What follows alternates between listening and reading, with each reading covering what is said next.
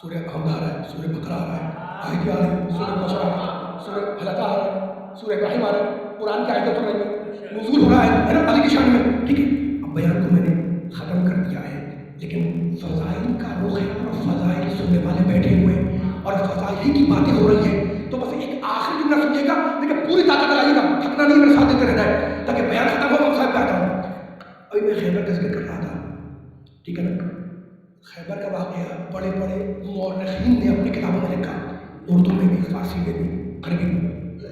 اردو کے ایک مصنف نے، سیرت نگار نے خیبر کا واقعہ لکھتے ہوئے یہ جملہ لکھا کہ جناب خیبر میں رسول نے، نبی نے علی کو علم تو دیا تھا، عطا کیا تھا، روایت تو ہے. اچھا ہر جگہ روایت ہے، ہمارے یہاں بھی روایت نہیں ہے، ٹھیک ہے. تو پھر بات کیا ہے؟ کہیں گے علم ملا تھا، میں نہیں کہہ رہا ہوں، سیرت نگار لکھ رہا ہے، کہیں گے جناب علم ملا تھا.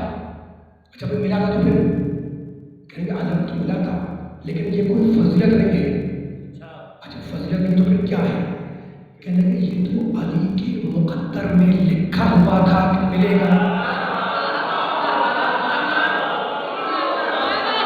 سارے آ جائیں، آخری خراج عقیدت پیش کرنا ہے، مل کے جتنا بندہ ماشاء اللہ سے بیٹھا ہوا پیچھے تک یہ میرا ساتھ ہے تاکہ جملہ مکمل ہو جائے. اور چاہے جملہ مصاحب کی بیان کر دوں میں نے نہیں کہا کہ خیبر والا ملا تھا اس کا نہیں ہے، فضیلت نہیں ہے. کیوں نہیں ہے؟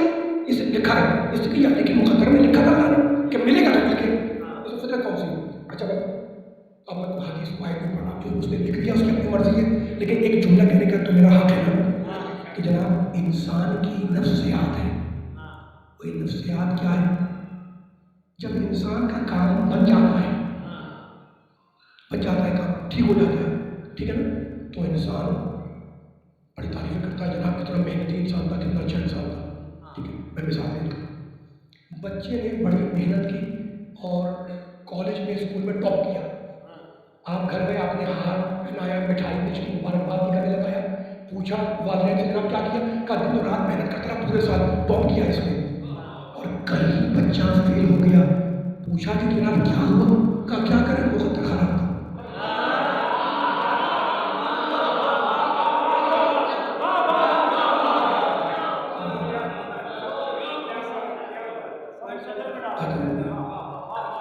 میں نے کوئی آیت پڑھی نہیں رہا ہوں، مجلس ختم کر چکا ہوں، پر آپ کے ذوق طبع کے نظر یہ جملہ ہو جائے میں مسائل پہ آ جاؤں گا. ٹھیک ہے نا، بچے نے محنت کی، ٹاپ کیا، کبھی دن رات لگا دیا، فیل ہو گیا، کیا ہوا؟ کہ مقدر خراب تھا. تو سمجھ میں آ گیا ہمارے کہ جب کام بن جائے، سبحان اللہ، بگڑ جائے، انسان مقدر کو کوستا ہے، تو کسی کو علم ملا اس کا مقدر تھا. آپ بولیں گے تو میں آگے بڑھوں گا، مولا بات ہے، کسی کو علم دوسرا بندہ بیٹھا ہوا میرے ساتھ ہے، اپنے اپنی ڈیوٹی انجام دینے والی والوں، اپنا اپنا حصہ ڈالنا. کسی کو علم ملا یہ اس کا مقدر تھا، تم کہہ چکے ہو کسی کو علم نہیں ملا اس کا مقدر نہیں تھا. تو اگر ہمیں کوئی بات نہیں کرنی، لیکن لکھ چکے ہو کہ خیبر میں علم کا ملنا یہ علی کا کمال نہیں، یہ علی کے مقدر میں تھا. تو اب سنو علی کے ایک چاہنے والے کی زبان سے، اتنے علی کے چاہنے والوں کے سامنے علی کے مقدر کے فضائل، کیا علی کے مقدر ہے؟ کیا پڑھوں علی کا مقدر؟ کیا کعبے میں آنا علی کا مقدر؟